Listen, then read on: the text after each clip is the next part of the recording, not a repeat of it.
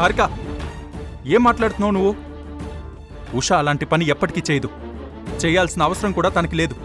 అంతేకాదు, అనవసరంగా తనపై నిందలు వేసే ముందు ఒక్కసారి ఆలోచించి మాట్లాడు. ఇంకా ఆపు తరుణ్. ఎప్పుడు నీ మరదలు ఉషాని వెనకేసుకురావడం కాదు, అప్పుడప్పుడు కట్టుకున్న భార్య మాటలు కూడా వినడం నేర్చుకో.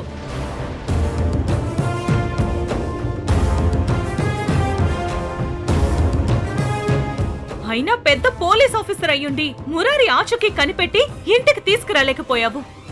కనీసం ఈ ఉషకి మురారి ఎలా దొరికాడు అన్నది 24 గంటల్లో తెలుసుకో. లేకపోతే నేను మా పుట్టింటికి వెళ్ళిపోతాను.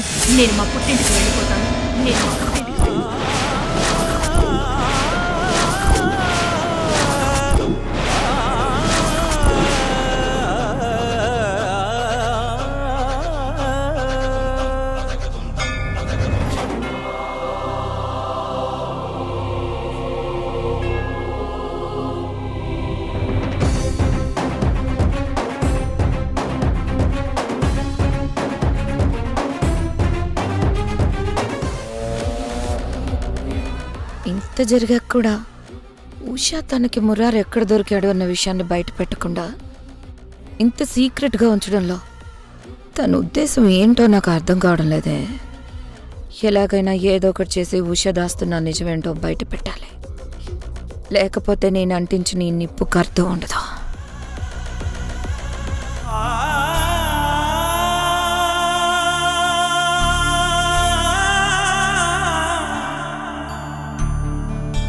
ప్లీజ్ మేడం, మీరు నన్ను పోలీసులకు అప్పగిస్తే మా నాన్న అనాథవుతారు. ఆయన్ని చూసుకోవడానికి ఎవరూ లేరు మేడం. నువ్వు చెప్పినట్టుగాని మురారి నీ దగ్గర ఉన్నాడని కానీ తనని తీసుకొచ్చింది నువ్వే అని ఎవరికి చెప్పను.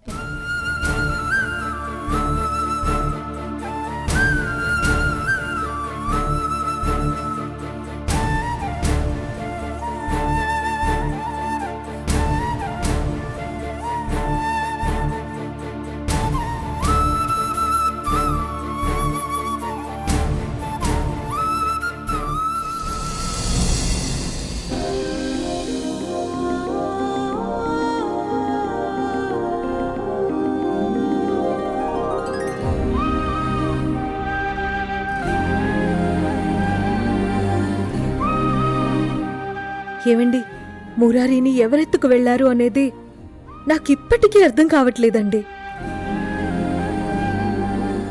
వాళ్ళు మురారిని ఎలా చూసుకున్నారో, వీణ్ణి ఎంత ఇబ్బంది పెట్టారో అని నాకేవేవో పిచ్చి పిచ్చి ఆలోచనలు వస్తున్నాయండి.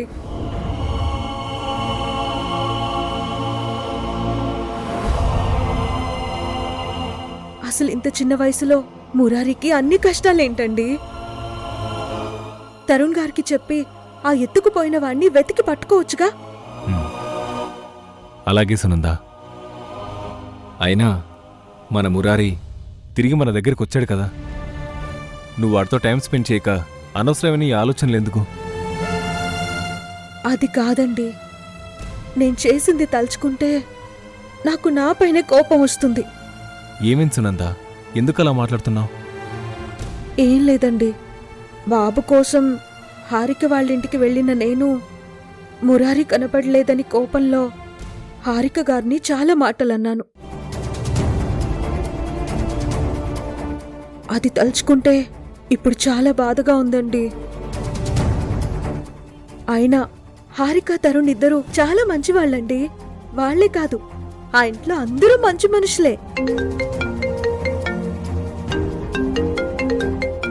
సునందా, ఆఫీస్కి సంబంధించిన ఒక ఇంపార్టెంట్ కాల్ వస్తుంది, మాట్లాడొస్తాను. నువ్వు తినిపిస్తూ ఉండు.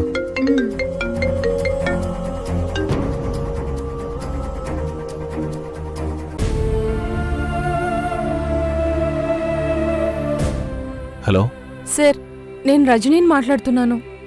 చెప్పు రజని. సార్, నాకు అర్జెంటుగా డబ్బులు కావాలి. అనుకోని సంఘటనల వల్ల మా నాన్నకు బ్రెయిన్ స్ట్రోక్ వచ్చింది. ఆపరేషన్ చేయడానికి 10 లక్షలు కావాలంటున్నారు. నాకు మీరే సహాయం చేయాలి సార్. లేదు రజని, ఇప్పుడు నా దగ్గర అంత డబ్బు లేదు. వేరే ఎక్కడైనా ట్రై చేయి. అదేంటి సార్ అలా అంటారు? ఇప్పుడు మీరు మీ సమస్య నుంచి బయటపడ్డారు కదా, నాకు సహాయపడండి. నా సమస్య అంటే మురారి తప్పిపోయాడని నీకు తెలుసా?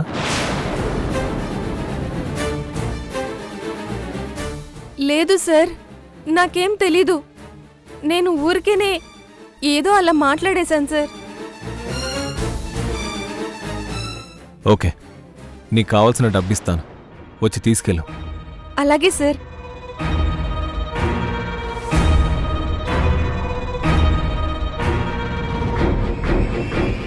ఈ అమ్మాయికి నా సమస్య ఎలా తెలిసింది? చూడు హారిక, నువ్వు అనవసరంగా ఉష మీద అనుమానం పెంచుకుంటున్నావు. మన మురారికి ఏ హాని జరగకుండా మనకు దొరికేశాడు. మనకు కావాల్సింది కూడా అదే కదా. అలాంటప్పుడు ఈ అనవసరమైన ఆలోచనలెందుకు? అర్థం లేని అపోహలతో నీ మైండ్ని నువ్వు పాడు చేసుకోకుండా రిలాక్స్ అవ్వు. అలాగే ఉషని తప్పు పట్టడం మానేయ్. లేదు తరుణ్, ఈ విషయంలో ఎవరు చెప్పినా నేను నా మనసు మార్చుకోను. నువ్వు నన్ను ఎంత నార్మల్ చేయాలని చూసినా ఈ విషయంలో నేను వెనక్కి తగ్గే ప్రసక్తే లేదు. మురారి రోడ్డు పక్కన కనిపించాడు, వీధి చివరన దొరికాడు అని ఉష చెప్పిన కట్టుకథలు నేను నమ్మను. అసలు ఉషకి మురారి ఆచూకీ ఎలా తెలిసింది? ఎక్కడికి వెళ్తే వాడు దొరికాడు? ఆ నిజాల్ని తను నోరు తెరిచి చెప్పేదాకా నేను పచ్చి మంచినీళ్లు కూడా ముట్టుకోను. ఎందుకిలా మాట్లాడుతున్నావు హారిక? ఉష ఎలాంటిదో, తన మనసు ఎంత మంచిదో నీకు తెలీదా? తను నీ సొంత చెల్లెల్లాంటిదని నువ్వే ఎన్నోసార్లు అన్నావు. అలాంటిది నువ్వు ఇప్పుడిలా ఉషని టార్గెట్ చేసి ఇంత మొండిగా ప్రవర్తించడం కరెక్ట్ కాదు. కరెక్టో కాదో కాలమే తెలుస్తుంది తరుణ్. అప్పటి వరకు నేను నా నిర్ణయాన్ని మార్చుకోను.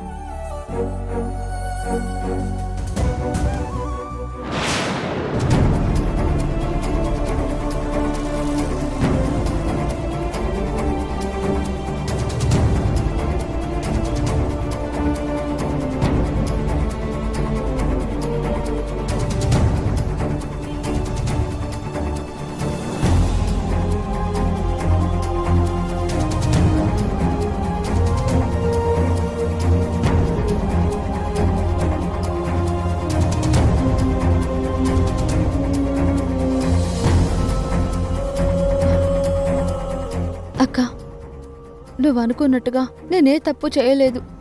నేను మోసం చేయలేదు. నేను చెప్పింది నిజం అక్క. ప్లీజ్ నన్ను అర్థం చేసుకో. ఒకవేళ నా వల్ల నీకు బాధ కలుగుంటే నన్ను క్షమించక్క. చాలు. ఇక నీ ఉత్తమ కోడలి నాటకాల ఆపు ఉషా. అయినా నేను నిన్ను క్షమించాలి అంటే మురారిని నువ్వు ఎలా తీసుకొనొచ్చావు, ఎక్కడి నుండి తీసుకొచ్చావు అనే నిజం నాకు తెలియాలి. అప్పటి వరకు నువ్వేది చెప్పినా నేను నమ్మను, వినను.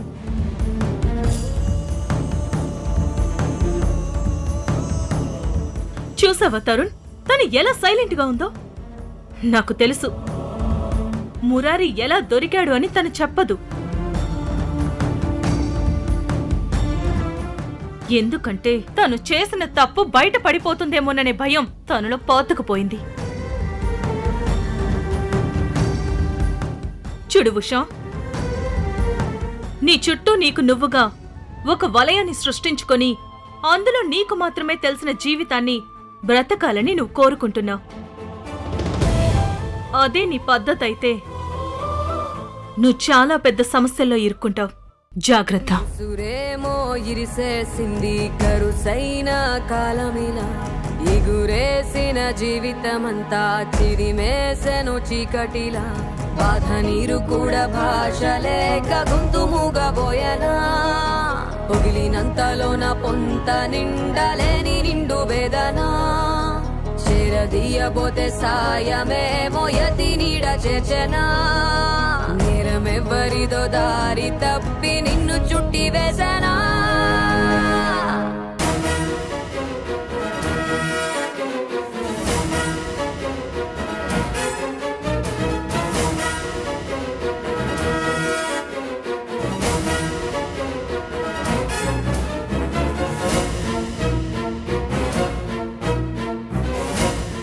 రజని, ఇదిగో, నువ్వు అడిగిన 10 లక్షలు. వెంటనే ఈ డబ్బు తీసుకెళ్ళి చావు బతుకుల మధ్య ఉన్న మీ నాన్నకు ఆపరేషన్ చేయించి బ్రతికించుకో. Thank you sir. మీరు చేసిన ఈ హెల్ప్కి మీకు ఎప్పటికీ రుణపడి ఉంటాను. అవన్నీ వద్దు రజని. నువ్వు వెళ్లే ముందు నిన్ను ఒక ముఖ్యమైన విషయం అడుగుతాను. నాకు నిజం చెప్తావా? అడగండి సార్, మీరు ఏది అడిగినా చెప్తాను. పొద్దున్న నువ్వు నాతో ఫోన్లో మాట్లాడుతూ తొందరపాట్లో మీ సమస్య తీరింది కదా అంటూ నోరు జారా. నాకు అర్థం కావట్లేదు, అసలు మురారి దొరికాడనే విషయం నీకెలా తెలిసింది? అంటే వాడు దొరికాడని తెలిసిన నీకు మురారి తప్పిపోయాడని కూడా తెలుసుంటుంది కదా? నిజం చెప్పు రజని. నిన్నే నా కళ్ళలోకి చూసి నిజం చెప్పు. మురారిని ఎత్తుకెళ్ళి ఇన్ని రోజులు డబ్బు కోసం నన్ను బ్లాక్మెయిల్ చేసింది నువ్వే కదా? అవును సార్, మీరు ఊహించినట్టుగా మురారిని ఎత్తుకెళ్ళింది నేనే సార్. మా నాన్నని కాపాడుకోవడం కోసం ఇదంతా చేశాను. మిమ్మల్ని మళ్ళీ మళ్ళీ డబ్బులు అడగడానికి మొహం చెల్లక బుద్ధి తక్కువై అలా చేశాను.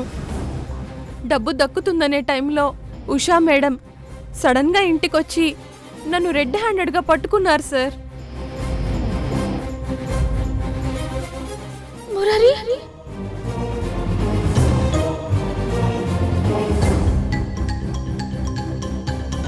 నేను డబ్బుల కోసం తప్పులు చేశాను, కానీ అది నా స్వార్థం కోసం కాదు మేడం.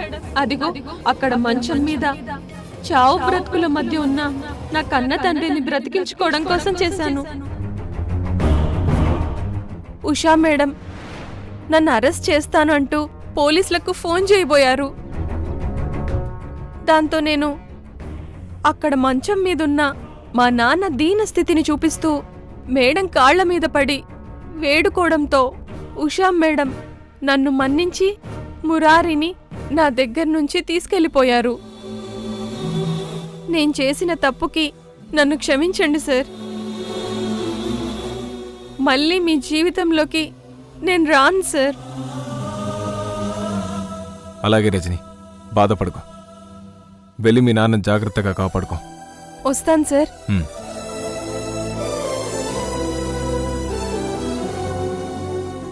రజని పేరు బయట పెట్టనని చెప్పిన ఉషా మౌనంగా ఉండడంతో హారిక గారితో పాటు ఆ ఇంట్లో అందరూ ఉషా బాబుని ఎత్తుకెళ్ళిపోయిందని అనుకుంటున్నారు. మరి తను చెయ్యని తప్పుకి ఉషా ఈ అపవాదం నుండి ఎలా బయటపడుతుంది? తననెవరు కాపాడతారు? ఈ ఇంటికి ఎప్పుడు ఏదో ఒక అరిష్టాన్ని తీసుకురావడానికి ప్లాన్ చేసే నువ్వు ఈసారి ఉషే మురారిని కిడ్నాప్ చేసిందని నింద వేశావు.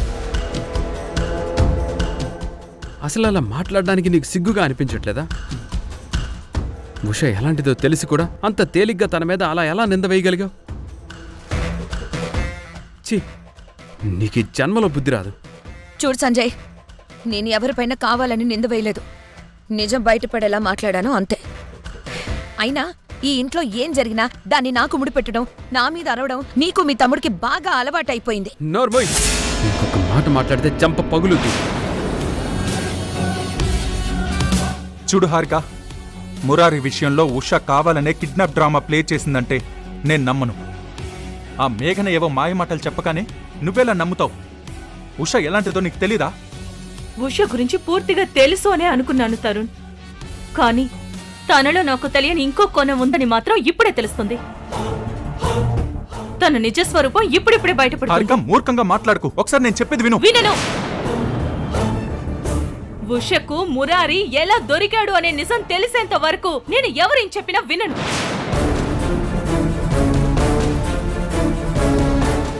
లేదు కిరణ్మయ్య, ఉషా పని చేసిందంటే నేను అస్సలు నమ్మను. ఈ ఇంటి క్షేమం కోరితను ప్రాణం పోయినా అలాంటి పని చేయదు. మీరు చెప్పింది కరెక్టేనండి, కానీ ఉష ఏం జరిగిందో చెప్పడానికి వెనకడుగు వేస్తూ ఉంటే అందరూ అనుమానపడుతున్నారు. ఆ అనుమానం తన మీద నిందగా మారింది. ఇప్పుడు ఈ సమస్య ఎక్కడికి దారి తీస్తుందో తలుచుకుంటేనే భయంగా ఉందండి. భయపడకు కిరణ్, కొన్ని సమస్యలకి కాలం మాత్రమే పరిష్కారం చెప్పగలదు. ఇది కూడా అలాంటిదే అని నేను అనుకుంటున్నాను. చూడు తరుణ్, నేను ఇంట్లో ఉండాలి అంటే ఉష ఎందుకు అలా చేసిందో నాకు చెప్పి తీరాలి. లేదా ఒక పోలీస్ ఆఫీసర్గా నువ్వు అసలు నిజం తెలుసుకొని బయట పెట్టాలి.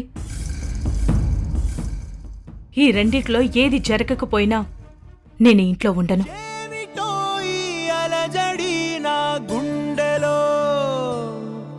ఇది 100 బాధలే కలిసి పెట్టిన నొప్పిరో, గాయమై మండుతోంది మనసునా, ఇది మారుతుందని మురారిని ఇన్ని రోజులు ఎక్కడో దాచిపెట్టి ఇంట్లో అందరూ ఏడుస్తుంటే అందరి ఏడుపులు చూసి ఆనందించి ఇప్పుడు మన అందరి ముందు దేవత అనిపించుకోవడానికి దాచిపెట్టిన మురారిని ఇంటికి తీసుకొచ్చింది. శిక్షణ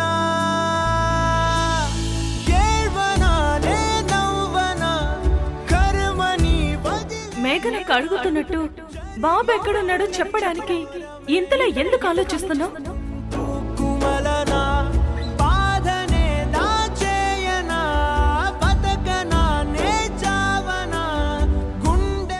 అయితే మేఘనకు చెప్పినట్టు ఇన్ని రోజులు నువ్వే మురారిని దాచిపెట్టి ఏమీ తెలియనట్టు నాటకం ఆడావన్నది నిజమే నమ్మాలా? అలజడి నా గుండెలో, ఇది 100 బాధలే కలిసి. చూడు ఉషా, నీ మాటలు వింటుంటే నిజంగా నువ్వే మురారిని దాచేసి మళ్ళీ మంచి పేరు తెచ్చుకోవడం కోసం ఇదంతా చేసావనే అనుమానం బలపడుతుంది.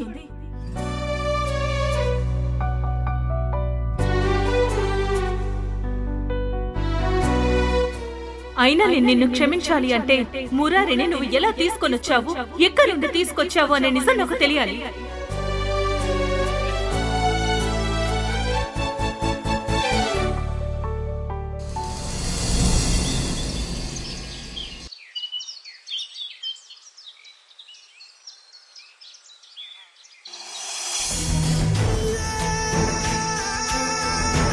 ఉషకు మురారి ఎలా దొరికాడు అనే నిజం తెలిసేంత వరకు నేను ఎవరేం చెప్పినా వినను.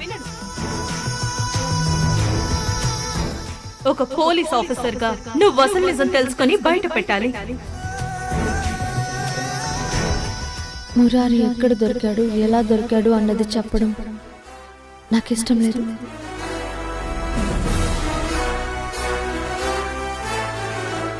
సార్, సీసీటీవీ ఫుటేజ్ వచ్చింది.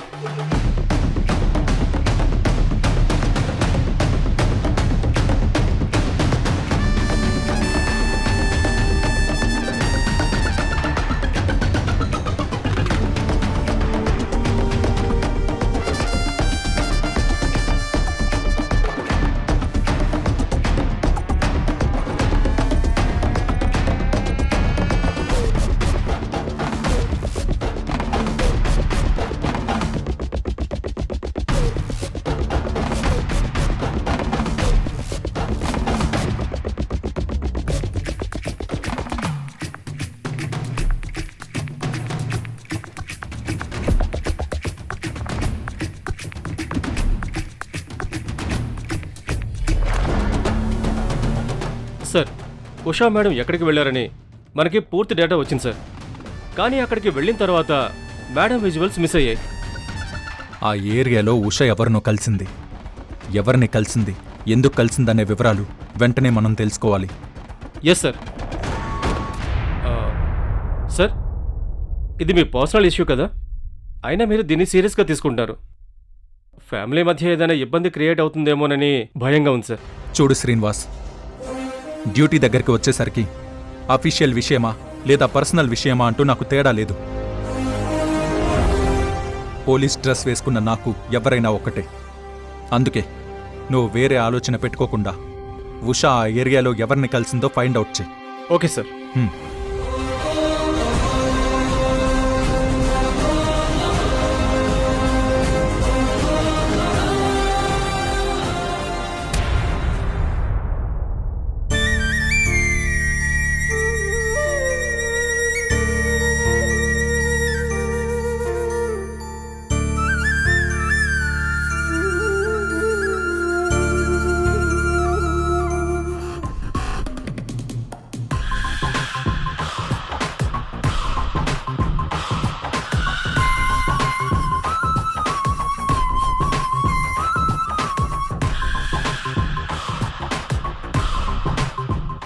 ఏంటి హారిక ఇలా హాల్లో ఒంటరిగా కూర్చున్నావు? ఏం జరిగింది? అవును, తరుణ్ అప్పుడే స్టేషన్కి వెళ్ళిపోయాడా?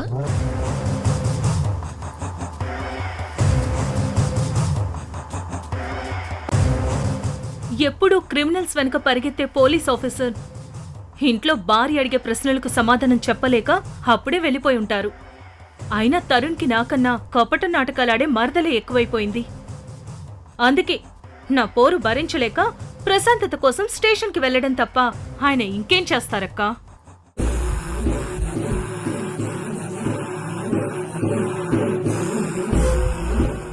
నువ్వు అన్న దాంట్లో అస్సలు తప్పులేదు హారిక.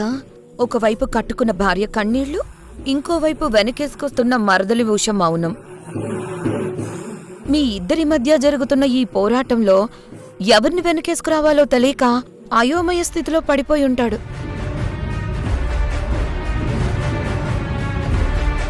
ఉషతో కాపురం చేయలేనని విడాకుల కోసం కిరణ్ పంపిన లాయర్ నోటీస్ నాన్న. ఉష చేసిన తప్పులకి తనకి సరైన శాస్తి జరుగుతుంది. ఉషకి డైవర్స్ నోటీస్ పంపించడం ఏంట్రా? అసలు నువ్వేం చేస్తున్నావో నీకు అర్థం అవుతుందా? ఏం చెప్పమంటారండి, కిరణ్కి ఉషపైన పుట్టిన ఆవేశం ఏమాత్రం తగ్గేలా కనిపించట్లేదు.